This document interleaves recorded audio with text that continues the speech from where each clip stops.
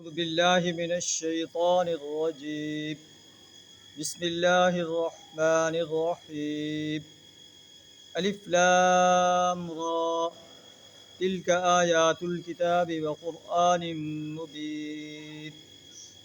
ربما يود الذين كفروا لو كانوا مسلمين. ذرهم يأكلوا ويتمتعوا ويلههم الأمل فسوف يعلمون. صدق اللہ العظیم. سورہ حجر کی پہلی 3 آیات آپ کے سامنے تلاوت کی ہیں. سورہ حجر جو ہے یہ مکی صورت ہے، مکہ مکرمہ کے اندر نازل ہوئی. مکی صورتوں کے اندر توحید و رسالت اور آخرت پر بڑے مدلل انداز سے بیان فرمایا گیا. تو اس صورت میں بھی یہی دلائل جو ہے وہ بیان فرمایا گیا ہے، اور مکہ کو قریش کو وارننگ دی گئی ہے کہ تم جو نبی صلی اللہ علیہ وسلم کی دعوت پر ایمان نہیں لاتے، اس کا تمہیں جو ہے آخر کار بہت بڑا خمیازہ جو ہے بھگتنا پڑے گا. آیت کا ترجمہ کچھ اس طرح ہے: الف لام را تلک آیات الکتاب و قرآن مبین.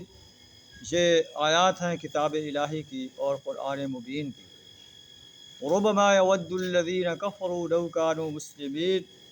بعید نہیں کہ ایک وقت وہ آ جائے جب وہی لوگ جنہوں نے نبی صلی اللہ علیہ وسلم کی دعوت کو قبول کرنے سے انکار کیا ہے، اس وقت وہ پچھتا کر کہیں گے لو کانوا مسلمین، کاش وہ مسلم ہوتے، کاش وہ اللہ کی فرمانبرداری اختیار کرتے، نبی صلی اللہ علیہ وسلم کی دعوت پر لبیک کہتے.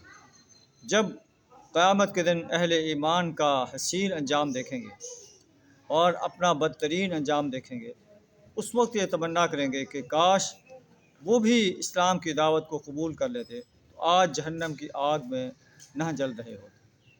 اللہ ذرہم یأکلوا ویتمتعوا ویلہہم الامل فسوف یعلمون. اے نبی صلی اللہ علیہ وسلم، انہیں چھوڑو، کھائیں پئیں مزے کریں اور بھلاوے میں ڈالے رکھے ان کو جھوٹی امید. فسوف یعلمون، ان قریب یہ جان لیں گے کہ ان کا انجام کیا ہونا ہے. تو اللہ نبی صلی اللہ علیہ وسلم کو تسلی دے رہا ہے کہ اے نبی صلی اللہ علیہ وسلم، آپ کو جو یہ لوگ جو ساحر اور مجنون کہتے ہیں، شاعر کہتے ہیں، کاہن کہتے ہیں، ان کا اپنا انجام جو ہے وہ ہولناک ہونے والا ہے.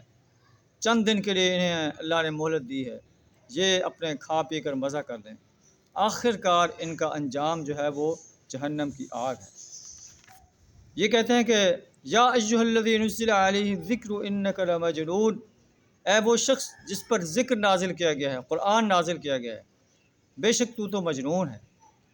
لو ما تأتینا بالملائکۃ ان کنت من الصادقین، تو فرشتوں کو ہمارے سامنے کیوں نہیں لے آتا اگر تو سچا ہے. ما ننزل الملائکۃ الا بالحق، ہم نہیں اتارتے فرشتوں کو مگر حق کے ساتھ. جب فرشتے آتے ہیں تو پھر وہ عذاب کا کوڑا برسانے کے لیے آتے ہیں. وما كانوا اذا منظرین، پھر انہیں مہلت نہیں دی جاتی.